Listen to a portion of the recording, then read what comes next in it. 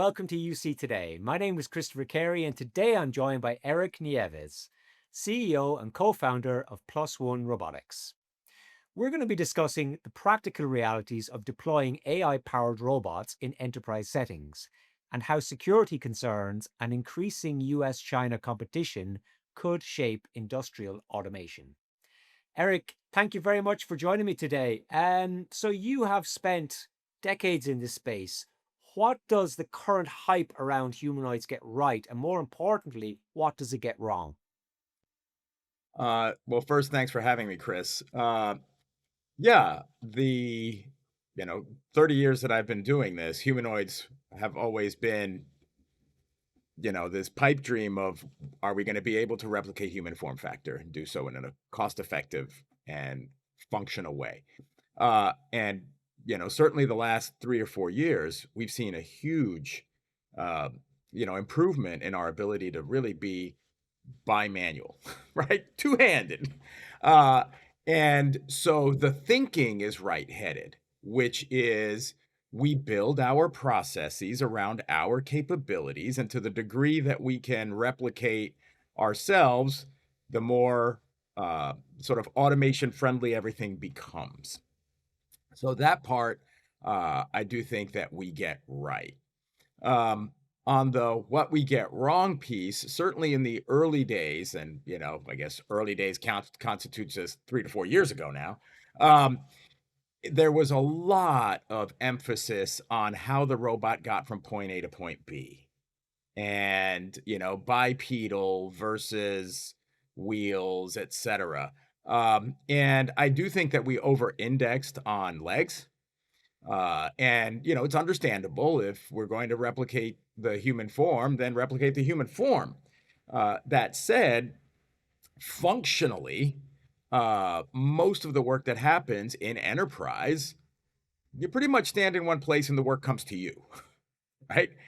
Whether it's an automotive line or what have you. And so, it's only been in the last 12 months that folks have sort of said, yeah, you know what?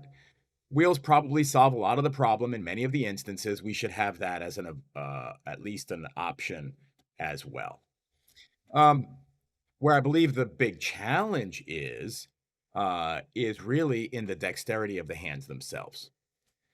If you notice, a lot of the demonstrations that you'll see, for a while, all of them were just a robot carrying a tote, right?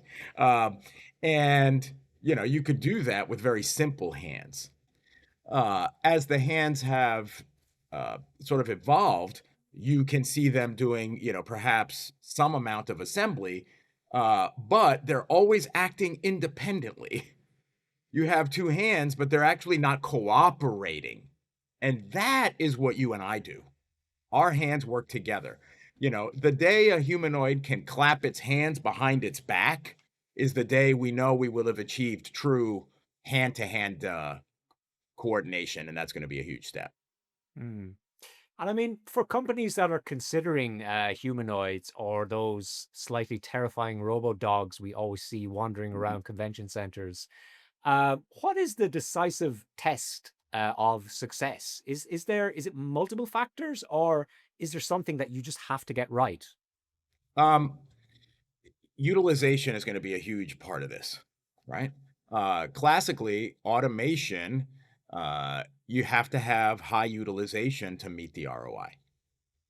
And at least in enterprise, and certainly in high volume manufacturing, if you have a process that you're going to automate, it's probably high intensity, high rate, high quality requirements, and you're likely going to be best served by a sort of purpose-built automation system for that application. And that might be a traditional six-axis robot, some cameras, whatever it might be, but it's going to be built for throughput. Humanoids don't move that fast today. And so they don't really lend themselves to those applications. Instead, where I see them sort of playing an important role is what I would call fractional tasks. So maybe there's something you need to do for just a couple of hours a day over here. And it's not high intensity, but it's just a nuisance that needs handled. You would never deploy a purpose-built machine for a 2-hour function. There's no ROI there. But if I have one of those here and then 3 hours over here on another task and 2 hours on a third, um, it might well be that a humanoid that can service those 3 lower intensity applications, that's a value. Right? Mm. So that's what I would be looking at if I were, evaluating any automation on my floor is what is the utilization? What are the requirements? What form factors does that lead me to? Mm. And so, I mean, we're seeing in the US that there are increasing concerns about foreign-made connected robots. Where are the genuine security risks here? Are we talking hardware, software, cloud, data? What exactly is the worry here? Well, I mean, I think the worry is twofold. One of them is just the data itself, right? Um, and having someone that we wouldn't want to have access to that information have it available to them.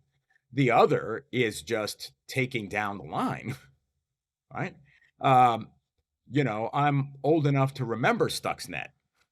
And Stuxnet didn't go through a PC. Stuxnet attacked a programmable logic controller, an industrial piece of equipment, and took down the line, as it were. So certainly, no one would want to see that happen on their, factory floor or their warehouse, etc. So it's a twofold sort of concern. Now, Mm, what is the vector? That's really the question, right? Is ultimately, uh, how could that happen? And it's, there are confirmed reports of there being backdoors in, some of these foreign robots on US soil. Whether they were exploited or not, I don't think anyone knows. But that the capability was there is not in dispute. So, taking steps to assure that that's not happening is important. And at least the current thinking from the FCC is just to ban, um, those types of advanced robots with those advanced capabilities, um, from the market. mm. So, I mean, if these restrictions do increase, and it does look like that is going to be the case, but would US industrial resilience, would that be strengthened by this, or do you think that it could raise costs and slow adoption before domestic suppliers could fill the gap? Um, I mean, it's the US sort of advanced robotics market, uh, is strong. There's certainly a lot of capital going into these companies. So I worry less about the humanoid front. I'm actually more concerned about the AMRs. The FCC restriction extended beyond humanoids and beyond quadrupeds to advanced mobile robots. And AMRs are much more prevalent in warehouses and industry today than any of the other two. And there's not a lot of US capacity outside of Amazon to building those AMRs today. And so if there's going to be a blip, it's going to be on that side. Now, to be clear, no one knows what the exemption process looks like for these restrictions. It may well be that, hey, if you're building these robots in Singapore or what have you, that it's a straightforward process and access to the market is granted. So I do believe the devil is in the details here, but you know, not having AMRs readily available in the market, could be problematic. Mm. And then just one final question. I mean, what would a genuinely successful US manufacturing and robotic strategy look like over the next 5 years? Not just as a policy slogan, but like on the factory floor. Yeah, it's clearly going to have multiple dimensions to it, right? One of them is going to be, do you have just capacity and supply, right? So we have to have the components, we have to have the materials assured. The supply chain needs to be strengthened. Uh, we have to have the engineering wherewithal to build these machines.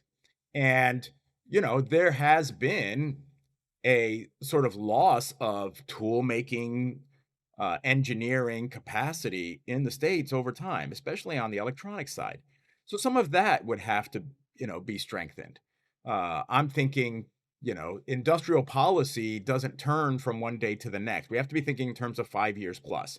Um, but you can imagine a scenario in which those things are back in place, um, and you have to have the workforce, meaning any industrial policy around automation has to be thinking about uh, upskilling, and ensuring that we're sending, some of our best and brightest, not specifically to software engineering, which is where we've sent all of our students for the last 20 years, and saying, you know what, automation is a systems problem.